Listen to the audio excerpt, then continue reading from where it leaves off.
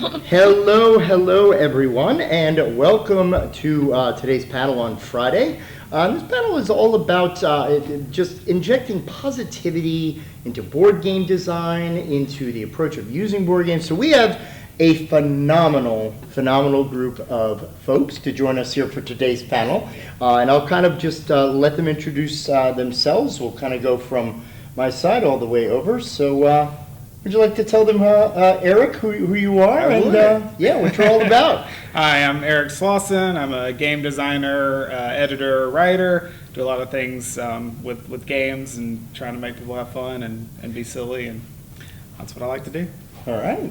Hi, I'm Amy Baio. I'm the founder of Pink Tiger Games. I work out of my home in Portland, Oregon. I make sweet, kind games to connect people. These are my 5 current titles plus one that will be released next year.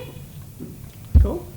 And I'm Danielle Reynolds. I'm a game designer, developer, currently work for Wise Wizard Games as a project manager. I also have a podcast called Game Design Unboxed, Inspiration to Publication. And I'm on the board of, quite a few different organizations, including the new one, TTGD. Oh my God, B. I think I got that right. Tabletop Game Design Associate. No, I didn't get that acronym right. I should play your game more. And then Tabletop Gamers, as well as helping out with Board Game Broads Plus, that is now Board Game Besties. And there's a few others that do like Young Inventor Challenge. So you have busy. Tons of free time is what you're all saying, right? That's what I'm saying. All right. So again, as you could probably tell, for those in the viewing audience, it's going to be kind of a loose panel, but with a very good idea or very good intention. And a lot of times people will focus on, the competitive aspect of gaming or the hardcore gamer. But we wanted to assemble a panel of designers and people in the gaming industry who kind of look at gaming differently, right? And look at that experience. But to tell you about the present, we must go to the past. So we're going to actually start opposite and coming through. Just the basic question of what got you into this hobby, whether it be a game, a person, experience. So we'll start with you, Danielle. What got you into board games or gaming? Beautiful. I also forgot Unpub. Well, it's all over. We got to cut it. So. So what got me into board games was like anyone. I enjoyed playing games and making them up as a kid, but I didn't know that was like a job until I was working at Fujifilm Graphic Systems. And me and my coworkers decided to go to C2E2, which is a Comic-Con in Chicago. Okay. And it was the first time I ever went. I decided to cosplay as like the black suit Mary Marble, so like really high stiletto boots. And my terrible coworkers ditched me in like a building that is the size of Gen Con. Oh, so I was sat in alone and wandering the floor, and this Canadian company called Blind Ferret Entertainment that used to do the board game bento box, which was a subscription box for games. Yeah, so they took pity on my soul, offered me a seat and a cookie from a fan, which I declined. And this guy comes up later and he's just like, "You're in my scene." I was like, "Oh my God, I'm so sorry." And he's like, "I'm messing with you, I'm Canadian." And so this guy's name is Ryan Costello. He actually is one of the founders of the No Direction Network, which hosts my podcast now. And he was the one in charge of that board game bento. He was also a designer. So like we started talking, and since I worked at Fujifilm, we were printing using these like $3 million printers. And we had to constantly print things because otherwise the ink will clog the machines, and then that's a very expensive fix. So it was less expensive to just print a bunch of stuff and throw it away. So we got to do any personal project we ever wanted. So what I did is I printed the graphics for Gen Con. Wow. And so they got a real great deal, and in exchange, I got to go to Gen Con for the first time. And then I wandered the floors, and immediately I was just inspired. And I was like using the talk to text on the note thing as I was driving back from Chicago, or driving to Chicago from Indiana, just going like, this game idea, this game idea, this game idea. And then Ryan was like, join some meetups, do this. And so I just kind of got a little obsessed, started backing too many Kickstarters, started going to too many events, and started taking over events. And so like from there, like 2018, I started learning about it. 2019, I started trying to design. And then 2020, I signed my first game. In 2021, I moved to the East Coast and started working full time. And it bounced around a bit. Have become a part of a lot of organizations, and I just kind of live and breathe games at this point. Fantastic. All right, Amy, what's your backstory, your hero origin? I've always loved games, and I never thought I would be a game designer. And in 2017, I was just standing in my kitchen making food for my son, and the whole idea for my first game, You Think You Know Me, popped in my head. It was really bizarre. I was like, a card game where all the cards are I know statements because we all assume we know so much about each other and there's always more to learn, even about our closest people. And I was like, where did that come from? And my son was 13 at the time, and I was like, Elliot, I just had an idea for a game. And he was like, what? Because it was so unexpected. And he was like, a video game? And I was like, no, a card game. And he was like, what? And I was like, I know. And so I started telling him about it, and he was like, that sounds really cool. So that is just how it started. And that was in May of 2017. By September 2017, I did a Kickstarter. I got almost double my goal, and now game number 6 will be out next year. Like, I was just hooked. And when I watched people playing my games, I just fell in love with the entire process of seeing people connect and spend time together. That's awesome. I'm glad your son was nice. Oh, he's That is so true. Like, because I really respect his opinion, and he was like, "That's cool," and I was like, "My kid said it." Yes, this is my new life. Yeah. Wow. Awesome, I was awesome. like, "Sign, seal, deliver." Rock and roll lifestyle. So I started kind of getting obsessed with the hobby in 2015. A buddy of mine, we started kind of playing games at the same time, and we would go back and forth and each bring a game to game night. We'd have like a game night once a month or once every week. And so he would buy something from a game store, I would buy something from a game store, and just surprise each other at the game nights. And he was doing like actual research and like, what is the top 100 board games? And so we played like, he would bring like Sagrada or like these big massive hits, and then I was just like looking for stuff that looked weird or fun or interesting or kind of pushed the boundaries of what my understanding of what games were, like as a kid just playing Scrabble and Uno and all that kind of stuff. So if it had a weird component, or if you were making silly jokes or that kind of stuff, I was interested in that. So we kind of like kept flipping back and forth between like the vibes of game night. There was one that was like very strategic, and then I would be like, hey, let's stack these things and then throw stuff at it or whatever. And eventually I had the idea for my first game, Wackronyms, and made that, and we played it at game night, and kind of the same thing. Like the first time we played around and everybody laughed, everybody made up their own joke, everybody shared something that they created. I was just like hooked, and then started going to conventions. You just like fall fast and completely headlong into it. Went to conventions and buying a bunch of games, researching, learning about game design and the artistry and semi-science behind it. And then so that was 2015. My first game came out in 2019, and then had a couple out every year since. So. All right. So I think this is actually a pretty good segue into our next question, which, because you had mentioned how you're fascinated by games that have like weird pieces, weird components, weird like, well, I've never seen that thing done in a game before. And I'm the same way. Like, I'm a fiend when I go Goodwill hunting, and I find like all these games, and it's like, okay, I'm glad Mima and Peepaw like cleaned out the attic and put this on the shelf. Like, there's this game I got the other day where you had to like launch aliens into a ship. And it doesn't go back in the box. Because once you construct, like, here's the column that holds the ship and the plunger to do the thing, and they're like, yeah, you can't disassemble this. And I'm like, it just lives in the den hashtag 1975 game design, I guess. But that kind of leads into, you all seem to kind of pride yourselves on, like, very unique, non-traditional, like, different approaches to games that are, I won't say outside the box, because it's like, game box. Sure. But as far as when you find like the topics or the ideas, like what motivates you to go, yeah, I think I'll try this, or I think I'll look at doing that? Like, where do you get generate your ideas for what topics or game themes you want to do? I'll actually start with Amy. Okay. If you don't mind. Yeah, I'm kind of a weirdo. I just do what I love. if there's something I love, I will try to build a game around it. That is it. I read a lot of nonfiction. I love neuroscience and self-care and self-help stuff. Anything that has a therapeutic aspect, I just eat up. So My second game is Flatter Me. It's a compliment battle card game. A lot of people have trouble giving and receiving compliments. So I was like, yeah, I should build a game around that. And then I love superstitions and math. I don't love math. Magic and folklore. So I built a game about superstitions. It's a trivia game. And so I studied all of these things, folklore and superstitions, for over a year. And then Lost for Words is a game of untranslatable feelings. I was reading about how our brains process language and emotion, and that inspired the entire game. There's over 300 words that are all emotion and experience words from over 70 different languages in the box, and my son ended up co-designing that with me.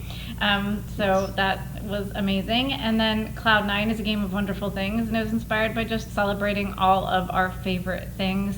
And the game for next year that's coming out is Hurt Party, a game of bad apologies. And for a long time I was like, I really want to build a game around saying you're sorry in this like authentic way.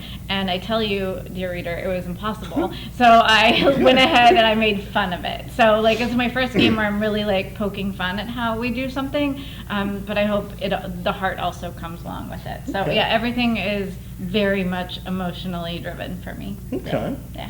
What do you think, Danielle? Like, what's your motivation for like how you find your inspiration? Because I know How do I find my inspiration? So mine's different because mine comes in different categories. Because I do work with like outside publishers where they just literally tell me, hey, I need a game that's going to be this size, it's going to be this price point. Like, okay, for instance, like Cluckle, they handed me a rubber chicken that shoots a die out of its ass. And they're like, can you make a spelling game? And I was like, yeah, I can make a spelling game out of this. Sure. Of course. Yeah, so like the die has numbers Yeah, on it.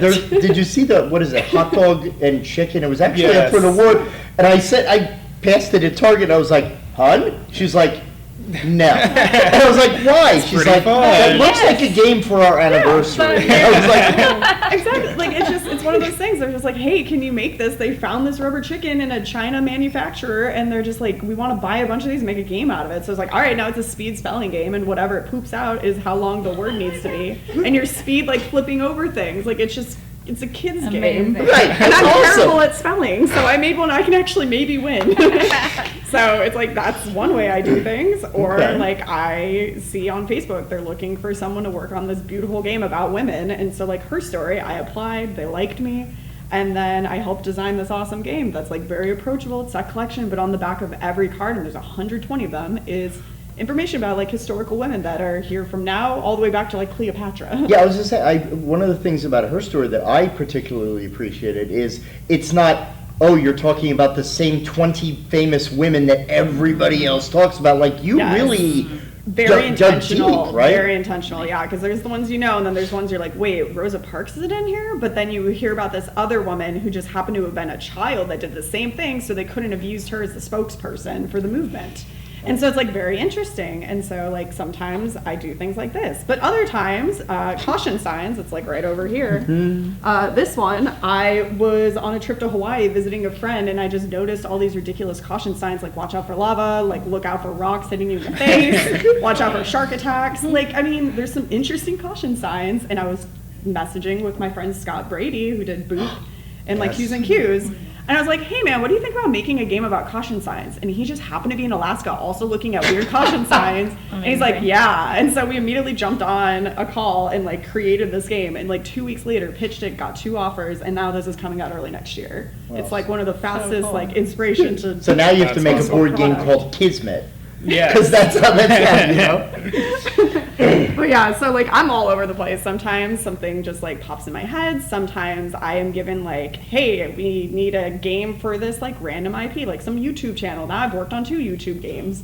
And it's just like, I don't know, whatever, like I can work within the box, I can work outside the box. Well, and I think that this is good because, you know, this panel is obviously, it's designed with a lot of different people in mind. So one, and don't worry, Eric, we will get to you. It's okay. I said that kind of mean, like we'll get to you. But this is Sweat. designed, one, for fans of games who want to see more diverse array to what it is. Because one of the things is our hobby has sometimes been accused of being very exclusatory. Well, if you love Gloomhaven, you're not a gamer. It's like, well, maybe I like Quirkle, or maybe I like, oh my gosh, I can't remember the name of it, Linky. Oh, Is Yeah. it right? That's a good one. Very simple, great game, great easy game. to pick up. But people are like, well, it's not a real game. No, they that's are how I all. felt when I first right. started designing, because my first games were like party games, or like, you know, this chicken. And then I was like, okay, I'm not a great designer, like I'm not as smart as the other. And I was like, that's stupid. Like Yeah. everyone gets enjoyment out of different things. Everyone experiences different things. And a lot of times those easy, fun party games are what bring you into the heavy gloom havens of the world. Yeah. But let's not gatekeep. Maybe you just want to play simple things Yeah. forever and ever. My And mom Me. has a gamer, That's but me. all I do- Hey. Yeah. No, there are nights I need Gloomhaven in my life, but Yes. there are also nights that I need something where I don't have to think so hard or over be, you know, I Mr. always say I Heavy like designing strategy. stupid fun games. Like Exactly, it's just yeah. fun. It doesn't And- matter. And the other through line is this is also obviously because Save Against Fear, the professional conference is for teachers, educators, social workers, etc. So these are also options of games that are fun to play, but remember that there are also other inherent skill opportunities. Some are more than obvious than others, but I mean, her story, that's kind of, okay, that's clearly an education game, right? But the way that Cluckle described, right? I said it correctly? Yes. Buckle yeah. is correct. Okay. What a great resource room opportunity for a game to put in a classroom. It builds vocabulary skills, but that wasn't why it was designed. Like for teachers, you say, I'm gonna make a game for teachers. Yeah. Because most games in the educational and fun section are boring.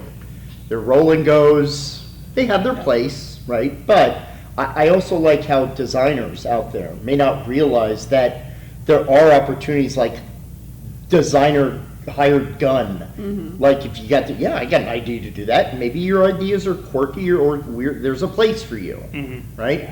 Let's see if this trend continues. No pressure at all. Yes. What about you, Eric? Where do you get your inspiration? So, Nerdword Science is kind of similar to Danielle's, where a company, Genius Games, came to me and said, "Hey, we know you do party games. Can you make a science party game?" And I was like, maybe, I guess. And so, we worked together on making Nerdword Science.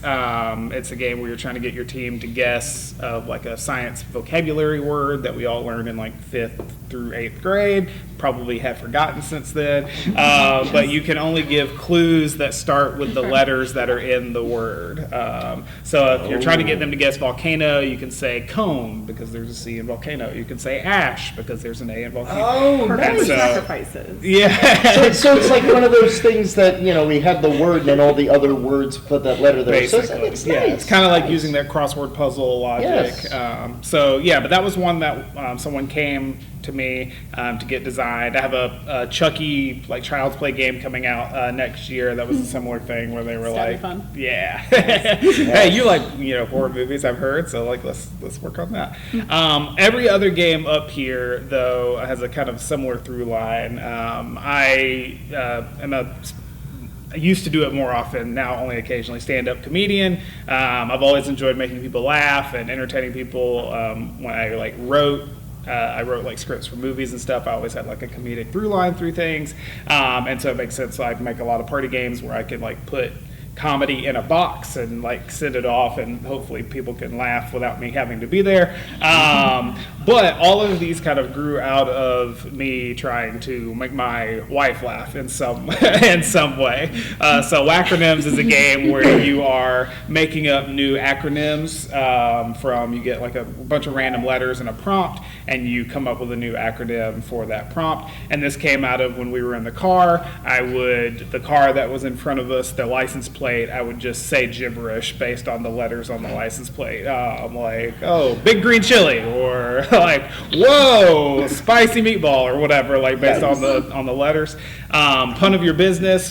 We both have an affection for like business names that have puns in them, and we like text each other and take pictures when we see them out in the world. And that's what you're doing in the game. You're making businesses based on 2 different businesses and smashing them together. So there's like a fraternity and an art gallery like Vincent Van Bros. And so you like put them together, or ice cream store. I'll go Vincent Van Toga. Oh, that's pretty good. Okay. So you're doing that.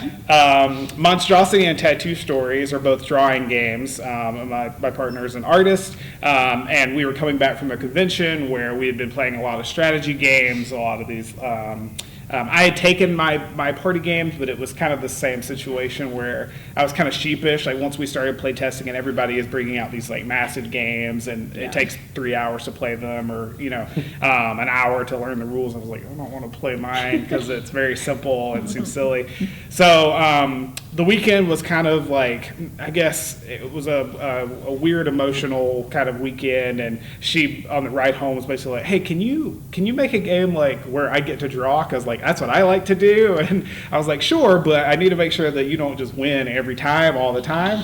So like, how do you that though? I've never won any drawing game because I intentionally make it so I can't.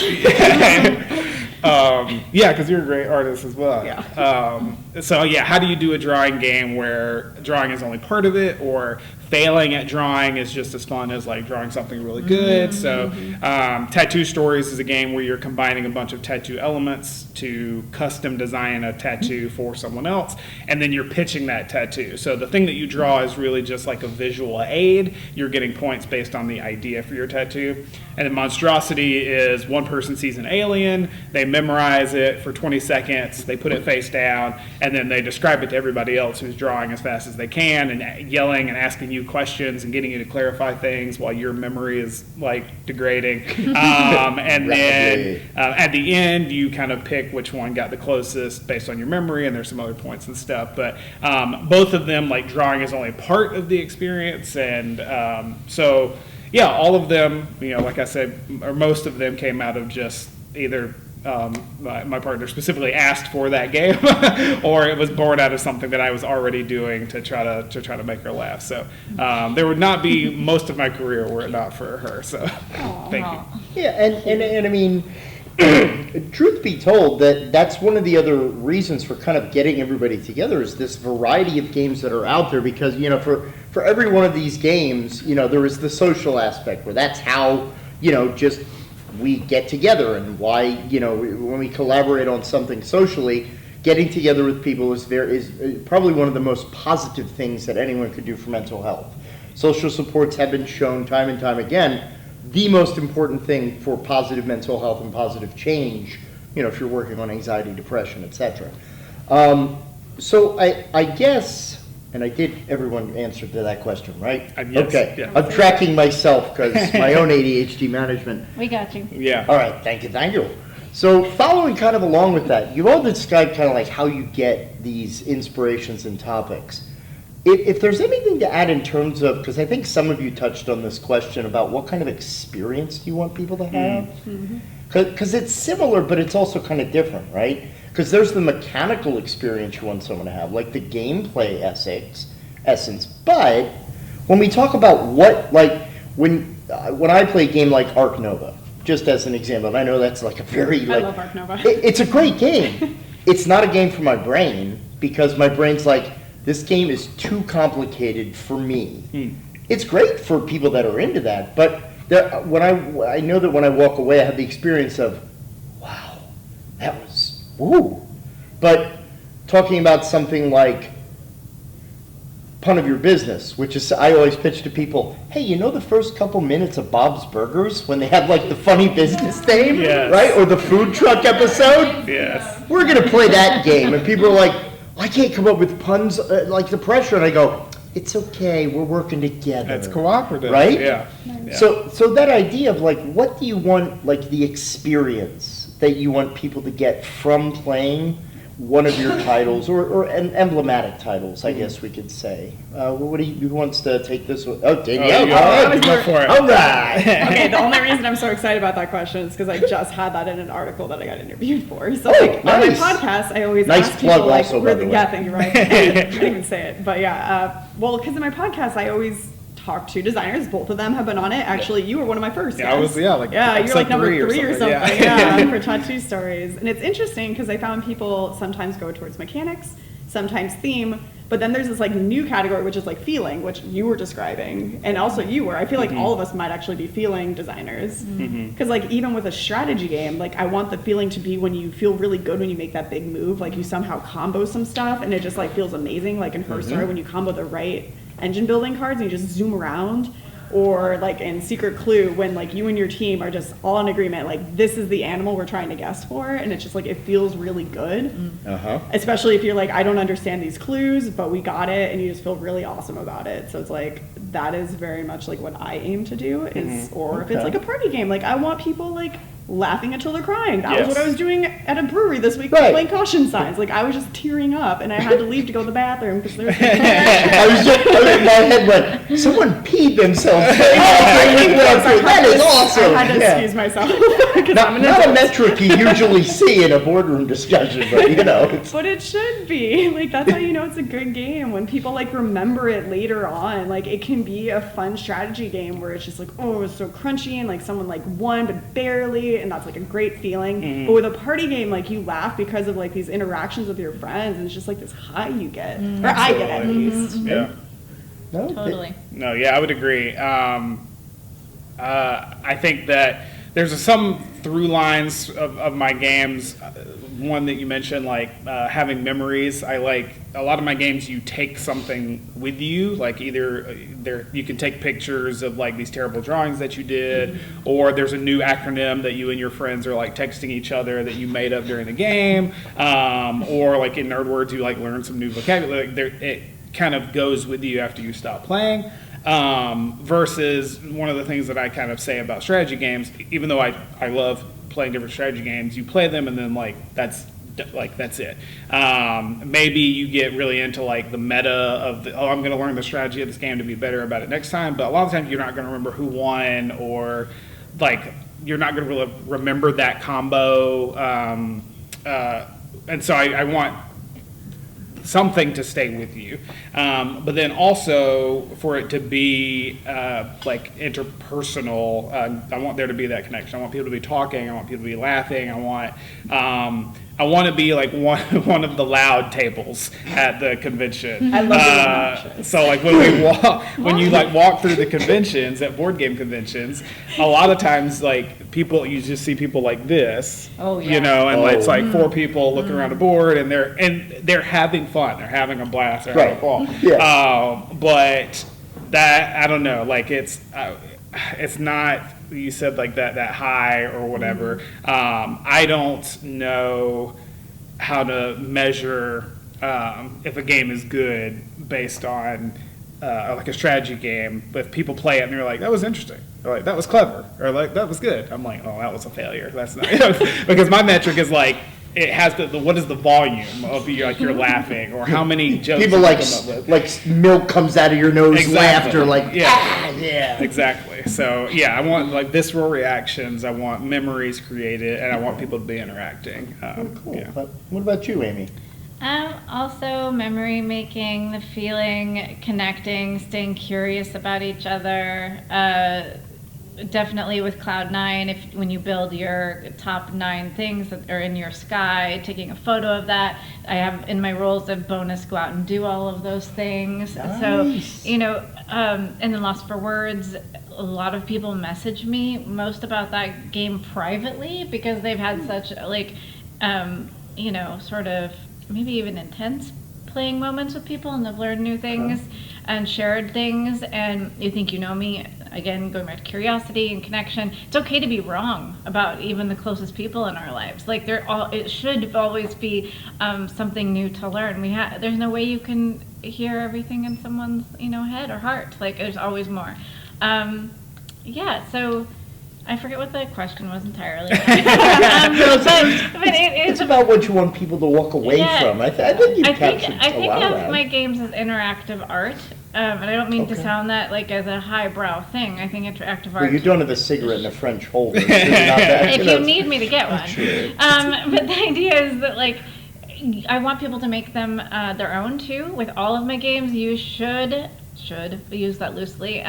Be able to open any of the games up and play them however you like. They're all card games. They all have rules. You can play by the rules, or you can just interact with the cards. So I was going to say, I gave Lost for Words to one of my friends who's a teacher, and they just use that like every day they show a card. Beautiful. And it's Yeah. just like, this is now a tool. There's so much Yeah. to learn in that game. Yeah. I Yeah. still forget what the words mean, and I wrote it. Yeah. Yeah. Well, and this was, I finished this morning, I did a panel with Kurt Covert from Smirk and Dagger, and we were talking, it was Take That Games and what you get back from them. So we were talking about the therapeutic. Enemies. What? Right. Interestingly mentioned, we were talking about the fact of there is a narrative of the game. Like you were talking about like very big strategy games, So yeah, I played Return to, I can't remember the freaking, Return to Dark Tower. Great game mechanically. Even though it's kind of story, I didn't take story away from it. It was button pushing, doing the thing. However, when I'll play like Monstrosity or Part of Your Business, or even playing any of these games where you create a narrative of what the play was about, not what the game was about necessarily, but what was going on in the room while you were playing. I think that's talking about that whole narrative, that story of what you did, like when you're saying about people like using acronyms that you played in Wacronyms, right, and carrying that into real life, like. Holy crap, like, I don't I'm going to do this move like I did in Return to Dark Tower. No, but, oh my, we still have this joke of, it was Popsicle in an old game of, one of those, like, win, lose, or draw or whatever. And I wound up drawing a popsicle that just happened to look like Jesus, right? So, very short story, right? Sure. And so this then branched off into this comedic moment. This happened like 35 years ago. People are still joking about the Jesus popsicles that like, oh, Mom, can I get a Jesus popsicle? Oh, we're all out, honey. Hey, the box is full. Like, it was some weird joke that people made up, like the miraculous ice cream treat. And we still, like, people make that joke now, and I'm like, that was a board game we played one night for like an hour and a 30 half. years ago. Yeah. And I think that providing those moments for those feelings and those interactions that are not purely mechanically based, right? They are in the fabric of the interaction, is what creates that really meaningful narrative that sticks with people far beyond, because you want to play how to play the game is different than playing the game in a way. That's something we talked about, and I think that a lot of what you said really captures that. So Yeah, and I think I see a lot of us do as well with that, with creating interactions between people, is somewhat pushing the boundaries of what, I'm going to say what is marketable, but like what traditionally we would have heard, like people, that's not like what everybody wants to play, I guess, kind of, because we both, Danielle and I both came in thinking like, oh, we're not real designers because what gets famous. My first game was a conversation game. You roll some dice and ask some questions. Yeah. But then I started going into random people's houses and seeing it in them. And Conversation I was games like, are whoa. massive, Yeah. but we don't see them in the hobby. No. And when I started pitching games around, Monstrosity Tattoo Stories, and Wacronyms, all of them have some creative aspect, and I heard over and over again, like, people don't want to be creative, people are going to be nervous about this, people don't like drawing, people don't, it was just like all that's this why they had all stuff. the Cards Against Humanity kind of games. But now they don't want those. Exactly. They're just like, we want you to be creative, but not too creative. But I Yes. love how they came out with the Cards Against Humanity Safe for Families edition. I said, apples to apples. You're Come right. on, what are you? We're going in a circle. Yeah, but that's like Yeah. Words with Friends. I'm like, it's Scrabble. And you go, but it's different. It's the same thing. Stop it. So I guess following along, kind of a companion question is, what is, and it's already been referenced, a few of you said that you have maybe, gotten emails from people or teachers using your games. What is one of your favorite stories, or, something to kind of give the, the soft music moment, or, holy crap, that blew my mind that someone did this with my game or had this epiphany? Yeah, I have a couple. You Think You Know Me, I got a DM from a mom who's a mother to a teenager who's autistic, and she said that her son was able to come to her after playing You Think You Know Me, and said that he was able to say, you've been making a lot of assumptions about me and what I'm capable of. And I'm reading this DM and I'm just like tearing up, yeah. because Right? because like making my game, writing each card, I couldn't ever anticipate such an important, impactful moment. So if that was the only thing that ever came out of You Think You Know Me, that would just be the gold in my, my heart, like forever. Like it just meant so much to me. And then Flatter Me, I watched a mother and son play Flatter Me and compliment each other, and the mom started tearing up. Both of these stories make me want to cry. And she was like trying to not accept the compliments from her son, and he was like, no mom, like these are things I see in you, and she was like, I just don't see those things currently in myself right now, like and she was so moved that he saw them in her, and they were both crying by the end of it, and I was like, I need to they were just like, they were having a moment with each other, but it was all facilitated by giving each other compliments and seeing each other in this way, and I was like, I need to step away and not watch this, but all I want to do is watch it. I was gonna say, did you make like add-ons for like Kleenex boxes? Oh, yes. Yeah, so those are two stories that really stick out for me. But yeah, I could go on and on. So go ahead.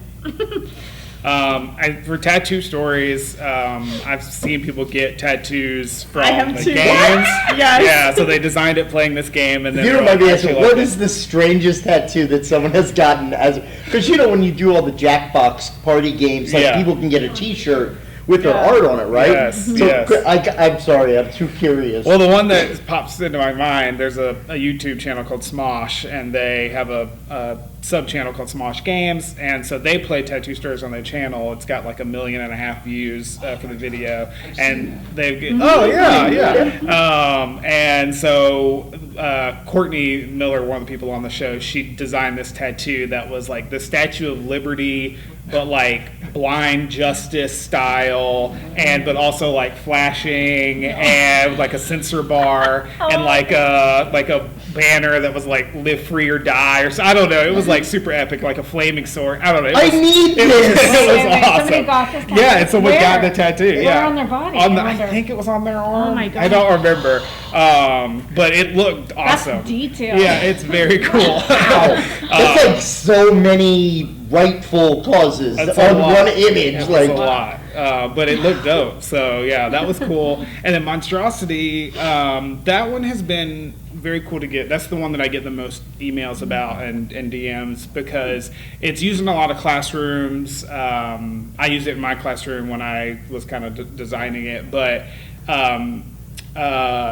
I get a lot of emails from like parents. So I designed it as like a party game. Like there's nothing adult about it, but in my mind it was just like, oh, this is my friends and I will play this. But kids love this game, like are obsessed with Monstrosity. Yes. And so I get emails from parents all the time, like, when are more cards coming out? Like he asks us to play this every day. Emails from parents like, oh, my kid loves drawing, and this like gives them a chance to be center stage. One parent was saying that their son, like they played through all the cards, and then their son started like making up their own monsters and got into like creature design and like and will like make up their own monster and then challenge their parents to draw it and stuff. So one of my design goals for Monstrosity was to get people back into doodling and drawing, like adults, because I feel like we all start making art, and then somewhere in the teens or like somewhere around there, you figure out if you're like good at art or not, and then you stop or you you grow that skill. And so Monstrosity kind of tricks people into like, oh, this is really fun to like draw and doodle and like low stress.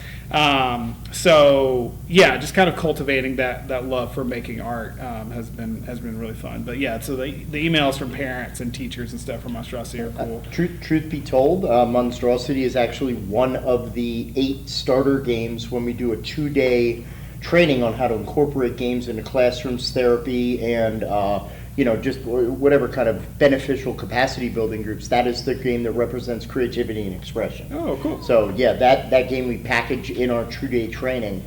And again, I love the whole like, you can only look at it for 20 seconds, put it down, and even like just the reliable witness extra point that you can get, like just little like little twinges really kind of drives it.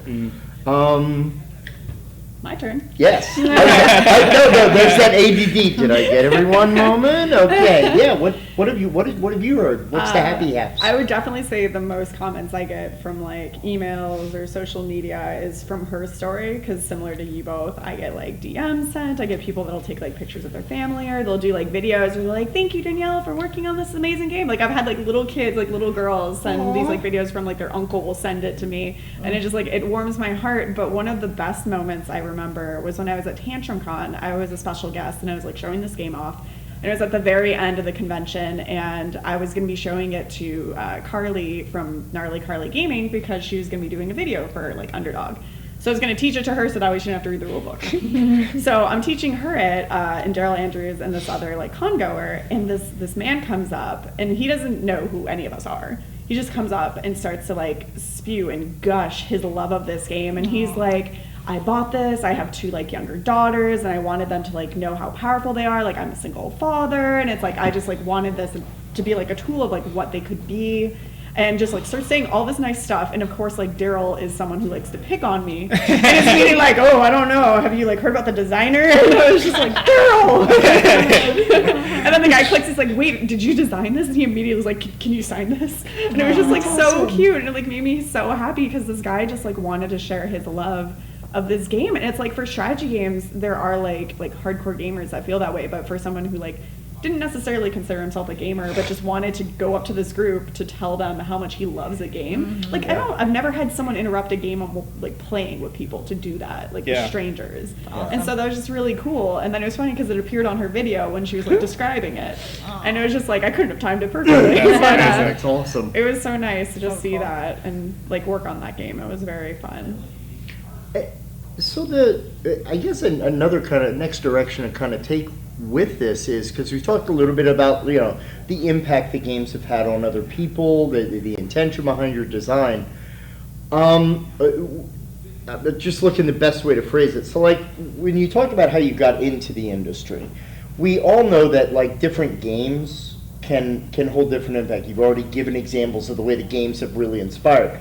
So just to kind of turn the lens a little bit, what games from the past, either a game that you've played before, maybe a game that was instrumental in your own development as a gamer, designer, or otherwise, what games from the past do you feel that could help somebody like therapeutically or beneficially? I mean, there's some obvious ones like Scrabble helps with spelling, you know. Sure.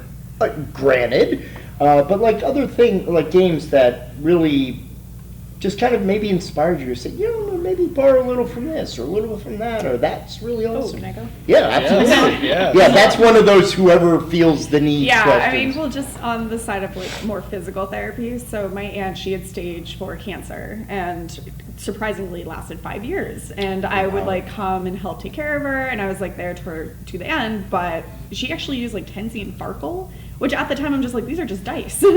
But like they would use it as a tool for her to just like have something to focus on while she's standing, and just make sure she could like stand long enough. And it was this weird thing where I was just like, wow, just this like very small game that is just like dice.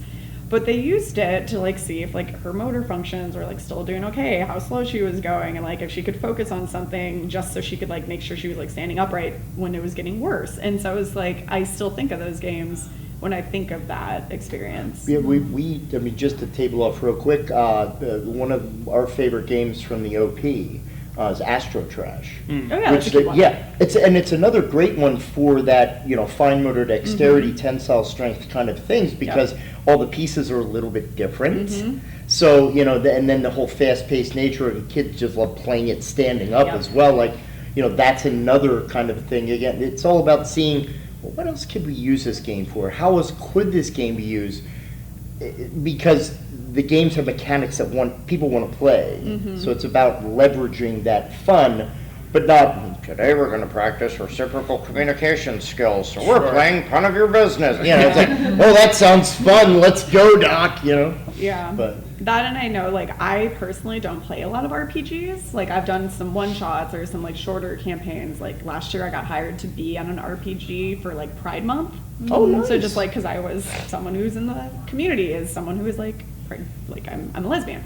And so I was doing that, but it was fun because while I was doing that, I got to like talk to the other people that were part of the campaign, and most of them realized like they were trans or gay through RPGs because it's a way that they can like express themselves in a safe environment where they get to build their character and get to try out new pronouns or try out like different scenarios that they probably wouldn't feel comfortable doing in their real life. Oh yeah, most people like. There's actually one of our other special guests for the weekend. His name is Bear Winters. He designed a game called Project Baio, and in that game you play as a construct that is the central core, but the body is always changing and evolving. So it's the core of the person, and he just designed it as like a cool post-transhumanism sci-fi RPG. And he started getting letters and people who were like, it's become this is me. I'm heard by your game. And he's like, great. I like it. You know what I mean? Yeah. I love it. Well, yeah, so like it's just amazing because you never know what you're going to get out of a game once it's like out there in the universe. And I respect RPGs for that reason. Like so many of my friends have figured out who they are because of RPGs. Other like games that are therapy or skill build wise, that are.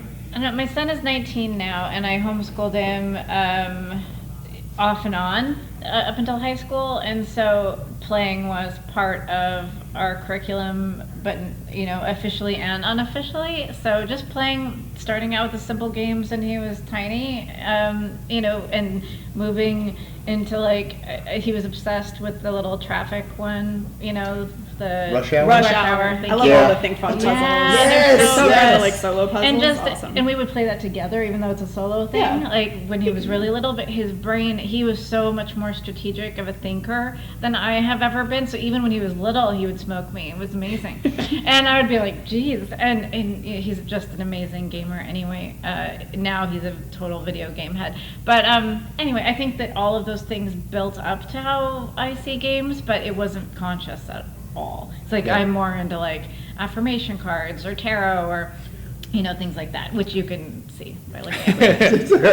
It's apparent. That is shocking. Yeah, I know. I like to surprise you. Yeah, so it's good. Keep it fresh during the battle, right? What about what you do? Yeah, so I just played a game called Dr. Hugh. Which is a clever little name. Wait, H-U-E? Or are we talking Mongolian code singing? I wasn't sure where you're going. Dr. Hugh. And it's very, very simple, but very cool, and I think can generate a lot of like conversations and stuff. Everybody has like a color like dial with, I think it's like 10 to 12 different colors on it, and then you draw a word card. It might be like frustration or pain or whatever, and then I secretly like choose what color that is to me. Like pain is purple to me, like whatever. And so you like put that face down, and then your partner or somebody from your team or whatever is trying to guess what color you think pain is, or hunger or that whatever. Sounds like Color Monster from Devere Game, except Yes. like that's significantly younger. Yeah, absolutely. That's the first thing I thought of as well. People are so bad at Monster. communicating emotions. Yeah, but I see red. That's why I'm here for you. I'll be here all weekend. Oh, wow. That's so cool. I want to try that now. Yeah, so that one's really cool, and it's one of the ones that like even if you don't get it, like if you don't get the match, it's like, oh, interesting. Like why you intuitively want to find out why you got it wrong or explain why you got it right. Like I knew you were gonna say red because blah, blah, blah. So that one's really cool. I think Medium is a fun game. And what's Medium? I do remember of it. Yes, greater than games. Greater than? Okay. And so that one is you each have like a card with a different word on it, and then you're trying to say 1, 2, 3 blank and say a word that is the medium between those two words. So like what do they have in common, or what is the linking concept or whatever. So trying to like brain meld with someone else. And what an incredible game to encourage dialogue between people who do not agree or... They were also on my podcast, but no, it was based off of an improv game. So they took that, they gamified it, and then they added like a point system that was somewhat randomized, because the point tokens you're getting aren't always going to be just 1 point. So it like randomizes it a bit there, but it's cool because like you can take everyday situations and gamify them Yeah. because not everybody knows these games. I gamified my blood sugar with my yeah. CGM. Before I could do anything with it, you turn mine into a number that goes on my cell phone on my screen. I got it down to Target, and my doctor was like, "You did this in like 3 months. Why couldn't you do this before?" I'm like, "Doc, that was then. This is now." I'm winning. I'm winning Exactly. now. Let's focus where we're at. But yeah, no. medium is neat because if you get it wrong the first time, like then the two different words that you said become the next connection, and you get like a second chance and then a third So chance. is this kind of like what is it? The one? Just one. I was Or- thinking of the one, or it might be called the Mind. I'm sorry. Yeah, the Oh. Mind from Pandasaurus. It's closer to like wavelength, I would Yeah. say. That was the other where one I was you're going to trying with the dial. Okay. But what I also see with medium is people say, "Am I coming to you or are you coming to me?" Like once you start getting stuff Okay. wrong, which I think is such a cool concept of like, am I thinking like you think, or are you thinking like I think, or because you tend to overthink things, and I am super literal, and so my game, the Animal Clue one, you're using pictures of animals to describe other animals in a grid, and Uh-huh. so like it's so funny how kids think versus adults, because kids are like, it's a happy animal, where we're like, that's a mammal, and you just put down a reptile. Right. Like, Yeah. what? Yeah. We need to teach you Latin. Yeah, or they 'cause look that's at like so the important. background Yeah. versus like us looking at like, oh, it's a fluffy creature, or like it's big versus small. Like everyone looks Right. at things and the traits That's on so the picture funny. and interpret it differently. So That's it's so fun. yeah. All right. Yeah, and even like talking about what you were just saying about language, I mean, it's things that people don't know that I think games can help exemplify. Like communication is not, I talk to you and you talk to me. No, I have to conceptualize, okay, I'm talking to Danielle or I'm talking to Eric, so I want to communicate this idea, what language is best, and this is all happening in the blink of an eye in your brain. I like that pulls out, that fast, I need to pick that game up now, medium. All right. It's a good one. Excellente. Okay. So yeah, we have a couple. I did want to make sure to involve, to leave room for a couple of questions and such, open for the panel. So, kind of switch a little before we go to the typical. So, what are you working on? What's coming out next? Switching gears a little bit. Besides just the games that you are putting out to the gaming industry, what else do you feel you are doing? It might be through your games, but how else do you feel that you're impacting positivity within the gaming sphere, within the gaming industry? Or do any of you belong? Because I know you mentioned multiple organizations. I was gonna say, we might want to save me for last. I'm a card-carrying member. But yeah, just Give like us the PDF. other ways to inspire positivity. Like again, I'm not going to mention names, but I've seen sometimes where, there are some designers in this industry who are very much like, you get this waif, kind of like doe-eyed, like, could you give me some advice on being a game designer? And I said people are like, yeah, stay away, kid, you bother me.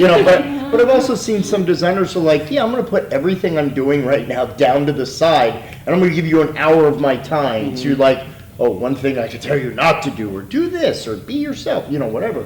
So how do we feel? All right, Do you can I ready? Yeah, Go go for ahead. it. It's not at all that you have I'll an answer do ready. speed round. I'll be quick. Speed round? Yeah, no. So I am on the board for Unpub, which is the unpublished network where game designers can go, and that's where I met you. Which Bodhana Group is a very proud sponsor annually of. Beautiful. Thank you. So yeah, so like a ton of game designers will go there, but since like I've been going since I was a nobody who knew nothing, and now I'm there and I have games out, I've worked with publishers and I have like more experience, I get to go on panels, I get to talk to people, I get to like give back by playtesting people's games. And that's like a real easy way to do it is honestly just like be a playtester, be an ear. Like sometimes I like had a friend that went to like a protospiel that I was not at, met a designer that they thought like would benefit from talking to me, so they like reached out, connected us. I gave them an hour of my time, did like a video, and Right. funny enough, they ended up going to the People Play conference, and I saw them in person. And what I did is I introduced them to a bunch of publishers that I thought might make a good fit. Because one of the hardest things to do to get in this industry as a new designer is to like have that face-to-face interaction. Yeah. Because a face-to-face means a lot more than a blank email or like a submission form on a page. And it's Right. like, it is possible to get games signed that way, because I've had people on my podcast that have talked about having that. Yeah. It's just, doesn't happen as much. Like, Yeah. I will say most of my games now that are like signed happen because I was at like a convention and some publisher like saw my game, or I already Yeah. knew someone, or they reached out specifically to me, similar to like what you had with Genius Games, where they knew that you had a skill set that they needed. And so like helping with those introductions has been a huge way to help. I also am on the like board / I just got reelected as a director of Tabletop Gamers this week. Thank you. And so like in doing that, what I like to do is I go to conventions, I give out the like fun little like pronoun ribbons and the like gamer and ally ribbons, which honestly just like helps me when I sit down at a table to see those ribbons, to see like, oh, I have these allies, I'm gonna have a safe space. I don't have to worry about someone saying something that might like trigger me. And thankfully, like I don't have much of a filter, literally have a game called No Filter. Like not a lot gets to me, but I do have friends that are very easily triggered for different reasons, or are like not currently out or whatever. But it's like the games become more approachable when you like see those little things, or even the pronouns. Like you cannot make assumptions anymore. Like I have met plenty of femme presenting non-binary individuals that I would have 100% have messed up had I not seen those ribbons. Well, we were even talking, just, I'm sorry to real quick interject, but one of the conversation that came up in an earlier panel was the idea that role-playing, like the whole concept of session 0 is a no-brainer, right? Yeah, we're going to talk about what goes on and, you know, what we But don't then you want talk in the about game. like your triggers and like what your Right. pronouns inside the game and outside the game. No one So- in, no, like one person in the room, and it was another designer, was Austin, was like, yeah, I use session 0 for board games. Why wouldn't you? And everybody else is like, huh.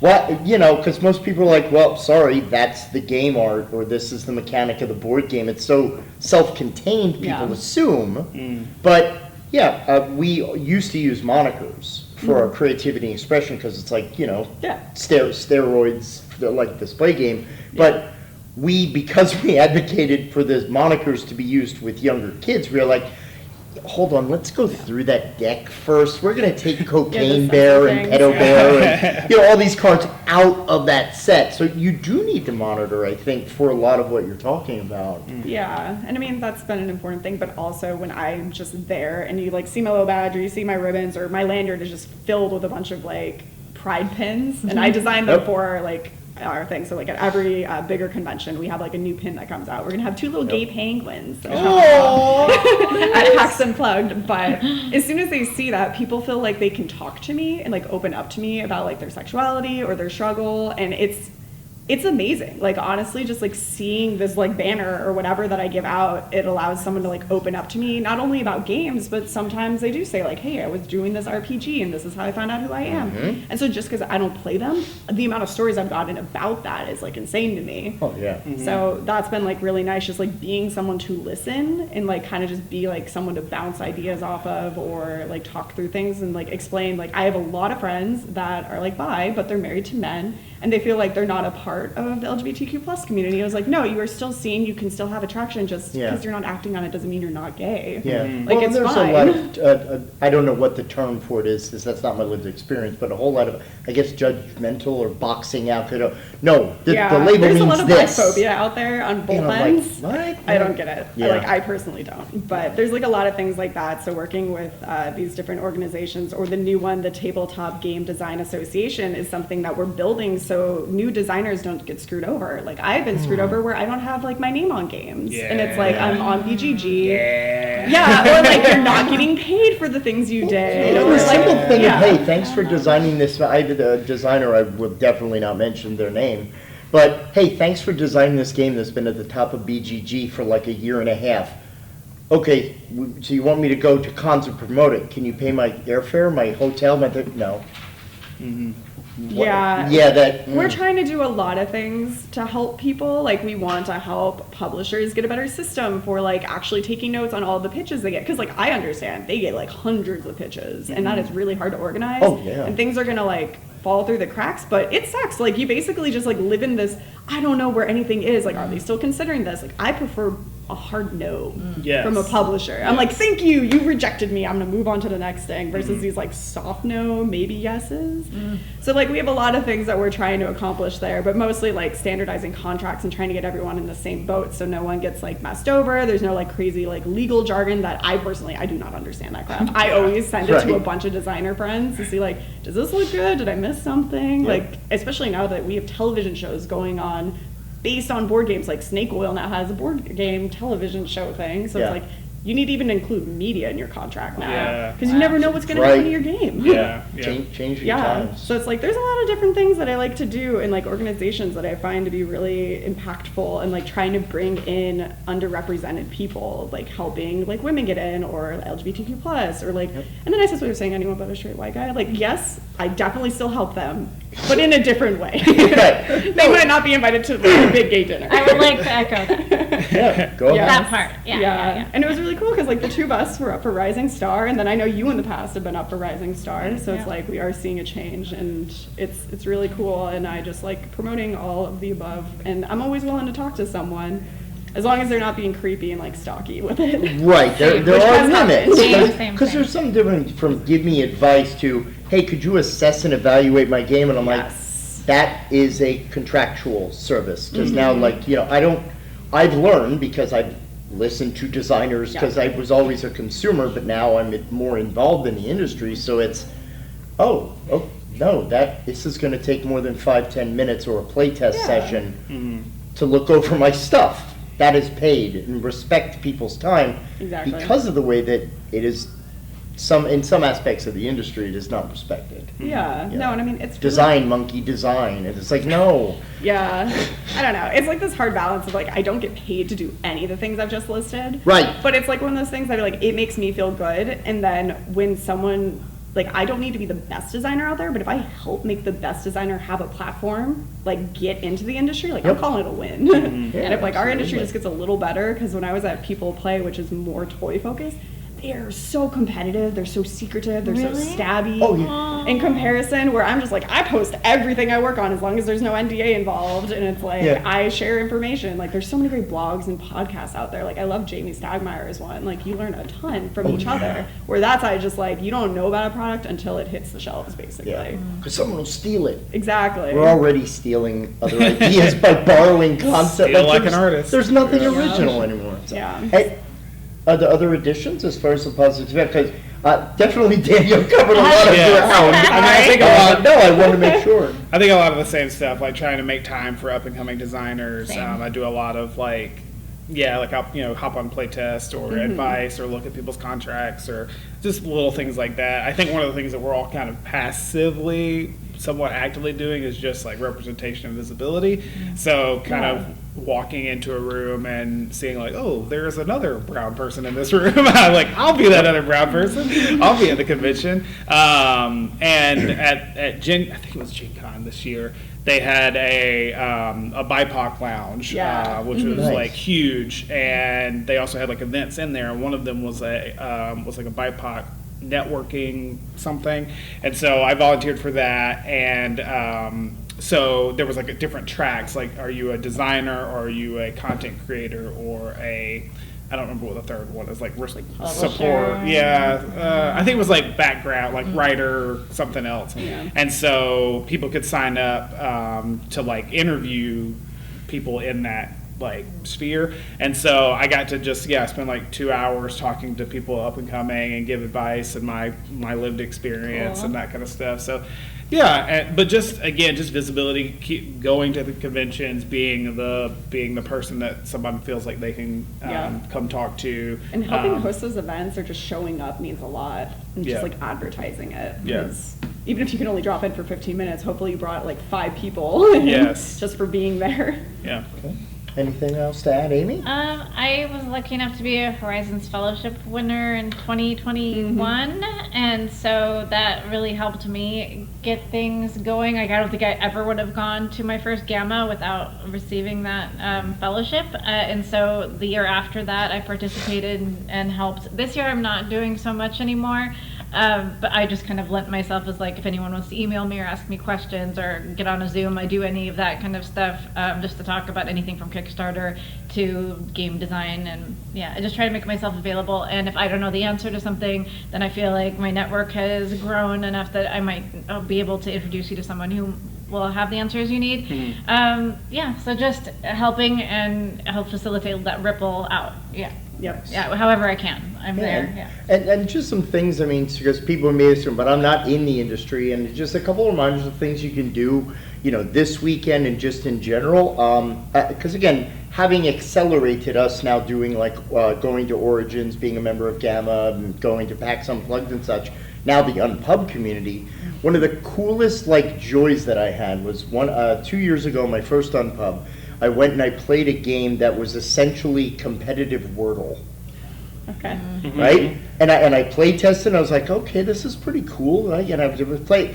Then the following year at the last Origins, I go over and I'm like, fiction. And they're like, oh, so this is competitive. And I'm like, wait a second. I was part of it. I was part of the process. Yeah, that's cool. I didn't make any effective change or whatever, but just for an announcement for those of you who may not be aware who are in the room, we do have reserved tables for Unpub designers. We only charge Unpub designers half price for a weekend badge to make it more affordable, and we're also looking hopefully to make it no charge for Unpub people in the future, or by donation only. But go, check out these. If you're going to the big shows, PAX Unplugged, Origins, wherever, there is always an Unpub area. Everything but Gen Con, basically. Yeah, That's because they have a different one. First exposure. Correct. Yeah. Yeah, so go to those rooms. You will see, especially if you're an avid gamer, go and play test. That's probably one of the most important things from my perspective, you can do. The games of the future. Yeah, exactly. So support this industry and what's up and coming. I can't speak from my own direct experience about representation. That was one of our goals this year, is to not have our panels be old white guys talk about games again. So I guess kind of standards. We did it. I'm gonna tell my parents they did well. What can folks look out for either, because I know a lot of you are running sessions this weekend at Save, so for folks who want to check out, I want to know more about what you're doing. So Eric, what are you doing this weekend, and what should people look out for you in the future for? Yeah, so I wrote a game I'm running today at 4 called Vibes.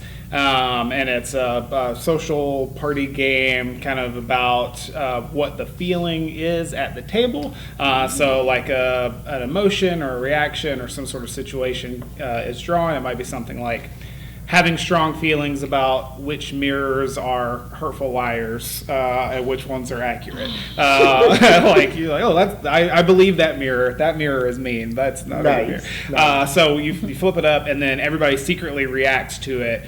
Either they have a very strong reaction to it, they can relate to it a lot, or kind of sometimes I feel that way, or not at all. So everybody secretly reacts to it, and then you are guessing what the whole table's reaction was. So you gamify the Likert scale. Kind of, basically, yes. That's awesome.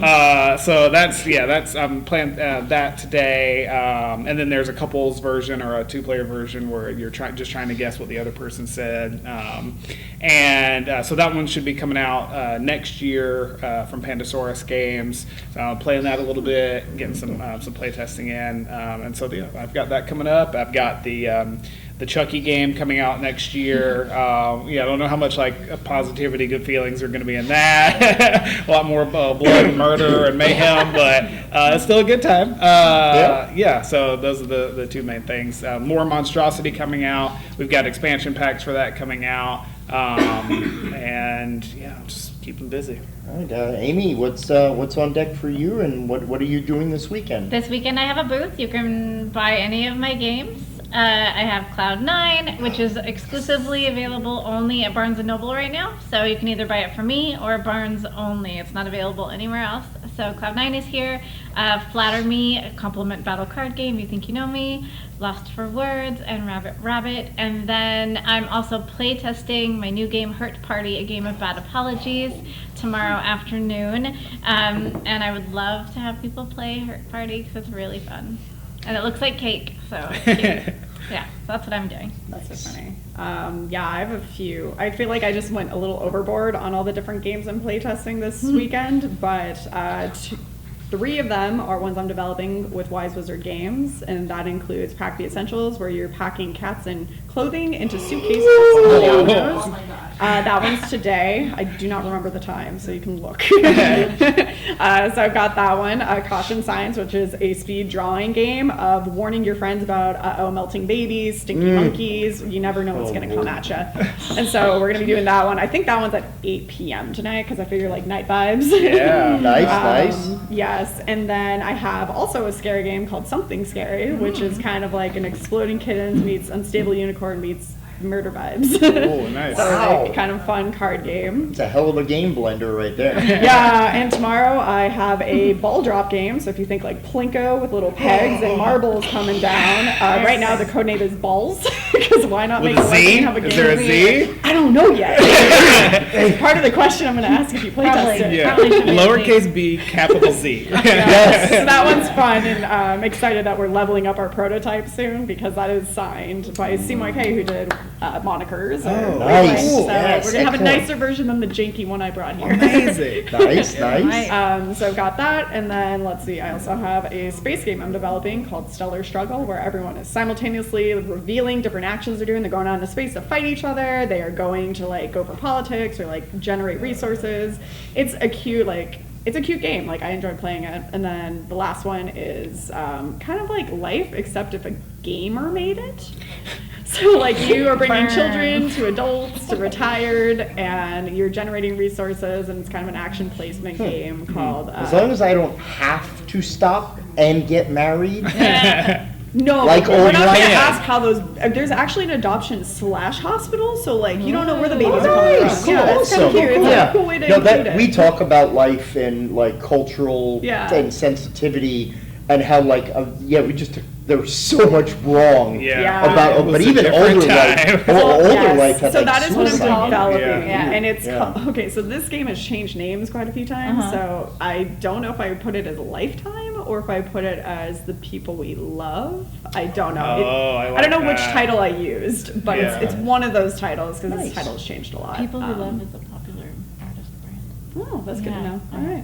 Sorry. Well, Lifetime Awesome. is a popular channel and workout thing, which is the Television for reason why women. we keep trying to find new names. Sidebar this. Yeah. Sorry. Yes.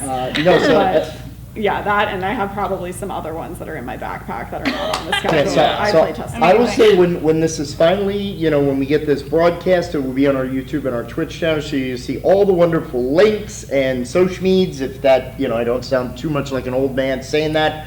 But please, if you are here at Save Against Fear in person, check out all the events on Tabletop Events for Save Against Fear, so you can get involved in a lot of what's going on. And please continue play. I know that so many of these games I want to be a part of to check out, and also support indie gaming, support gaming in general.